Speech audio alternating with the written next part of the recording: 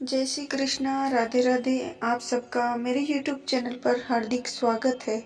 आज मैं आपको सुनाऊंगी माघ मास महात्म का 26वां अध्याय।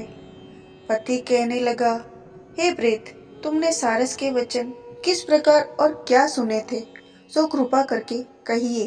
प्रेत कहने लगा, इस वन में कोहरा नाम की नदी पर्वत से निकली है। मैं घूमता घूमता उस नदी के किनारे पहुंचा और थकावट दूर करने के लिए वहां पर ठहर गया। उसी समय लाल मुख और तीखे दांतों वाला एक बड़ा बंदर वृक्ष से उतरकर जल्दी से वहां पर आया जहां एक सारस सोया हुआ था।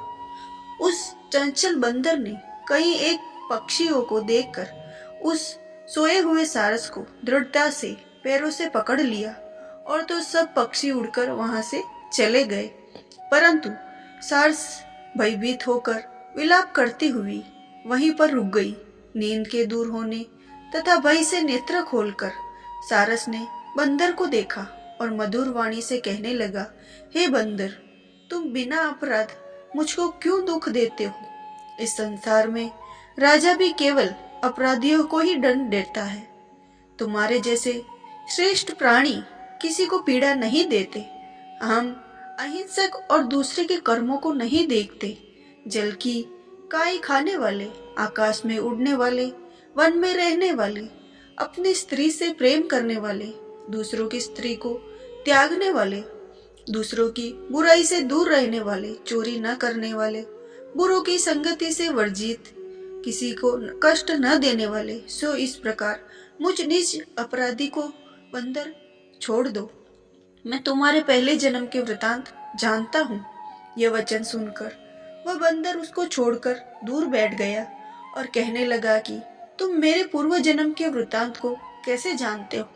तुम अज्ञानी पक्षी हो और मैं वन में घूमने वाला हूँ। सारस कहने लगा कि मैं अपनी जाति की स्मृति के बल से तुम्हारे पूर्व जन्म का सब वृतांत जानता हूँ। तुम पूर्व जन्म में विंध्य पर्वत के राजा थे और मैं तुम्हारे कुल का पूज्य पुरोहित था। तुम राजा होकर अपनी प्रजा को पीड़ा दिया करते थे। विवेकहीन तुमने बहुत सा धन इकट्ठा किया। सो वानर, प्रजा की पीड़न रूपी अग्नि की ज्वाला से तुम पहले ही तप चुके हो। पहले तुम कुंभी पाक नरक में गिराए गए। तुम्हारे शरीर को नरक में 3000 वर्ष बीत गए।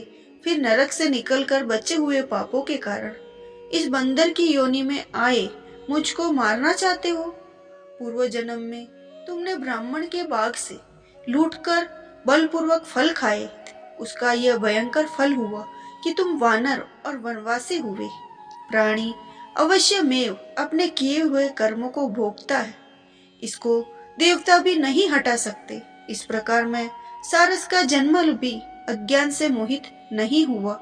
इतनी कथा कहकर वानर कहने लगा कि यदि ठीक ही जानते हो तो बताओ, तुम पक्षी कैसे हुए? सारस कहने लगा कि मेरी दुर्गति का कारण भी सुनो। तुमने नर्मदा नदी के किनारे पर सूर्य ग्रहण के समय बहुत से ब्राह्मणों के निमित्त 100 ढेर अन्न के दान किए। बाकी सब में आप हर ले गए। इन ब्राह्मणों के द्रव्य का अपहरण करने के बाद पाप से मैं कालसूत्र नरक में और फिर रक्त कुंदर नरक में, जहां पर बड़े बड़े कीड़े थे और रक्त था, पीप से भरा हुआ नाभि तक नीचे सिर और ऊपर पैर किए हुए पीप चाटता हुआ उस दुर्गंध वाले नरक में कीड़ों आदि से काटा जाकर 3000 वर्ष उस यातना को भोगता रहा।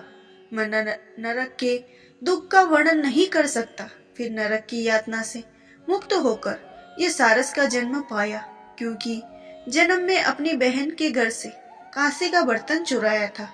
इसको मैंने एक जुआरी को दिया। इसी से मैं सारस योनि में आया। यह मेरी स्त्री पिछले जन्म में ब्राह्मणी थी। इसने भी कांसे की चोरी की थी। ये मेरी स्त्री सारसी हुई।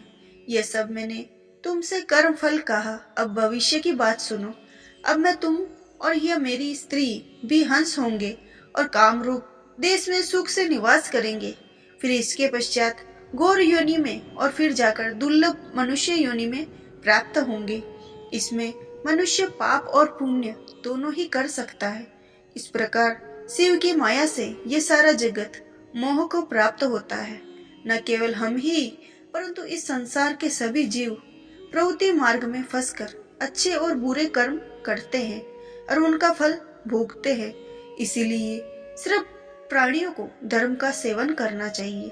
देवता, असुर, मनुष्य, व्याघ्र, कीड़े मकोड़े सभी से कंटक रूपी मार्ग नहीं छूटता। केवल वेदांत जानने वाले योगी ही इस मार्ग से बच सकते हैं।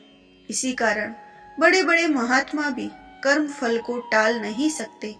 उपाय से तथा बुद्धि से कोई भी इसको नहीं बदल सकता।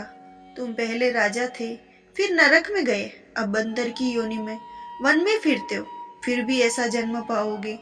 ऐसा विचार कर आनंद पूर्वक और धैर्य धरकर विचरते हुए काल की प्रतीक्षा करो। तब वानर ने कहा कि पहले जन्म में मैं तुम्हारी पूजा करता था, अब तुम मुझको प्रणाम करते हो। तुम जाति के स्मरण से मेरे पूर्व जन्म के वृतांत को जानते हो। आनंद पूर्वक रहो, तुम्हारा कल्याण हो। तुम्हारे वचनों को सुनकर मैं मोहर मोहित हो गया, वन में विचरूंगा। प्रेत कहने लगा कि हे पथिक, मैंने नदी के तट पर बंदर और सारस का यह संवाद सुना, तब मुझको बोध हुआ और मोह तथा शोक का नाश हुआ।